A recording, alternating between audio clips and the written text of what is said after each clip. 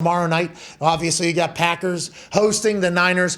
Jimmy G and Bosa, both full participants in practice yesterday, I believe. Yep. So that's good news for the Niners faithful that Bosa appears to be all the way through the concussion protocol. They're not going to let him be a full participant in practice if the brain ain't good, even if it's a walkthrough. That ain't going to happen. So let's assume that the freak show, Bosa, is going to be playing tomorrow night and very well. Jimmy G also playing. Jimmy G, by the way, said, hey, I might be pretty as shit.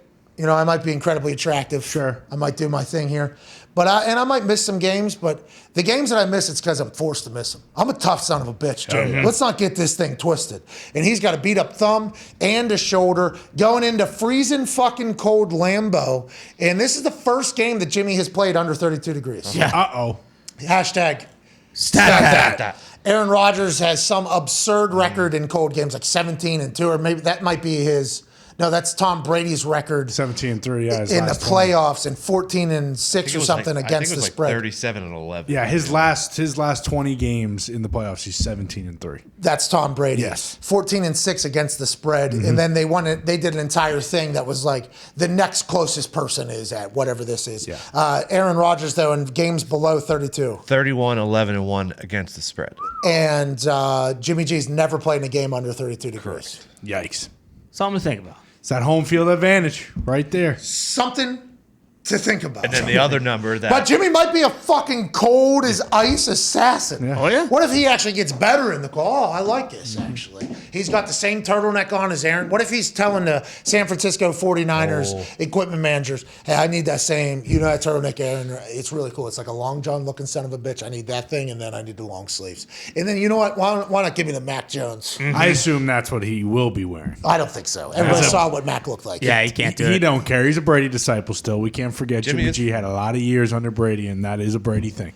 Yeah, but Brady never looked like that. Well, yeah, Mac Jones has looked uncomfortable. very different than how Brady has looked his entire career as well. I will say Mac looked awesome last night at the Bruins game. Yeah, he did. He was having a good time with the boys. Andrews chugging a beer, slaughtering, jersey on backwards, pointing, loving Mac Jones. Yeah, it was the Mac Jones Bruins jersey too. Yeah, and Hunter Henry was there.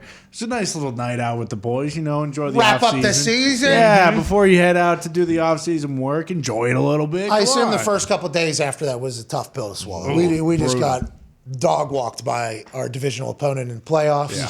But just like we said going into that game, this is going to be a documentary piece. Yeah, hopefully. If Mac Jones goes on to be something who's, just like we just saw with the man in the arena, this is a thing we had to experience. We had good success. We made it in the playoffs. I can almost see Mac Jones sitting in the chair that Tom Brady's sitting. We had good success. We made it in the playoffs. We're learning who was a part of our culture. I was learning the game. I wore that thing on my face. I was blowing air on the sideline. I mean, it was a real thing. We had to go through that, though, to really go through the championships that we end up winning. Like, that's what it felt like going into it. Maybe that'll be the case. It was nice to see the boys celebrating. But with that being said, what if Jimmy G is a guy? What if Jimmy G is? He's from Illinois. I mean, it's not like he's from Florida or California. Shut up. And I'm going to say this as somebody that's from a cold fucking town, went to college in a cold fucking town, and live in a cold fucking town now. I'd perform much better if it's warmer. Yeah. The body does that. Aaron Rodgers has that mental fuckery that not a lot of people can do. I think we watch him every single Tuesday, and I cannot believe he said fuck. That's despicable. You just can't have it. That immunized son of a bitch. Ian, it's divisional round tomorrow. You're probably busy. Let's get to it. Okay. Bosa, Jimmy G are back. Yes. Full participants, that means they're playing. There's some other question marks on that squad. I think we're looking ahead to Friday. And then for the Green Bay Packers, there's a bunch of who's in, who's out. What do you know about that primetime game on Saturday? Let's start there.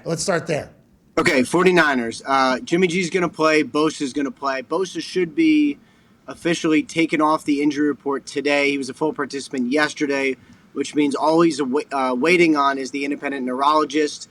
So that should come soon. Hold on. How does he even get back on the practice if the independent neurologist hasn't even put him out there, right? That's the final step. So he's got to go through the protocol, each different step. You go, it's physical activity, then it's limited at practice, then it's full, and then the last thing is the independent neurologist, not a team doctor, but the independent neurologist clears you, and then you're good to go. You're taken off the injury report, so that should come today.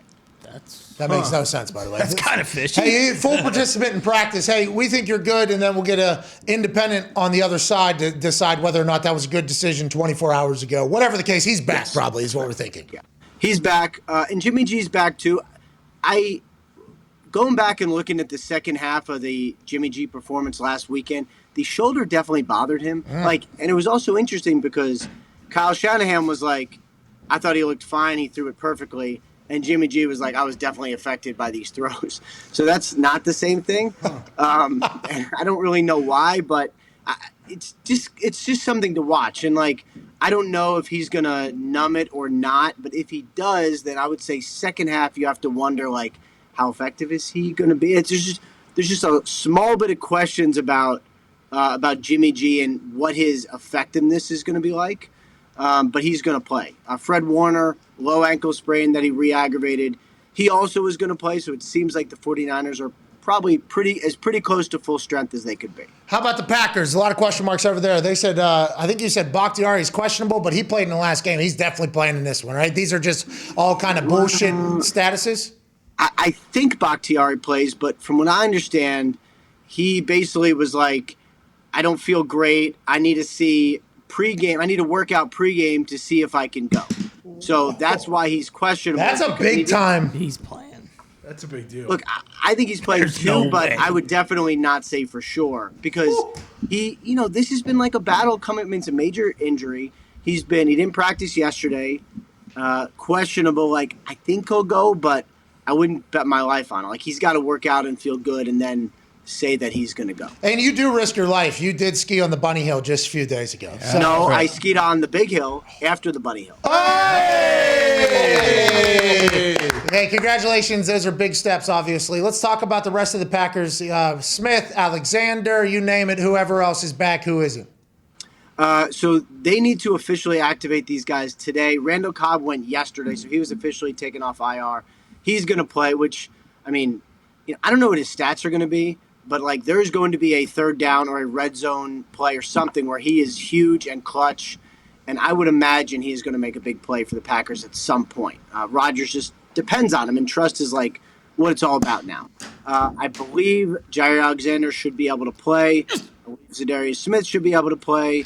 And I believe Whitney Merciless should be able to play. Wow. That is a lot. I mean, we've been talking about this for a couple weeks, but that's basically all of them. I mean, that's a bunch of all pros and good players and good veterans who should be out on the field. Hey, Ian, we know some guys have stepped in and played very well, especially in that Packers defense. Do we know how they're going to shuffle things around now if Jair comes back?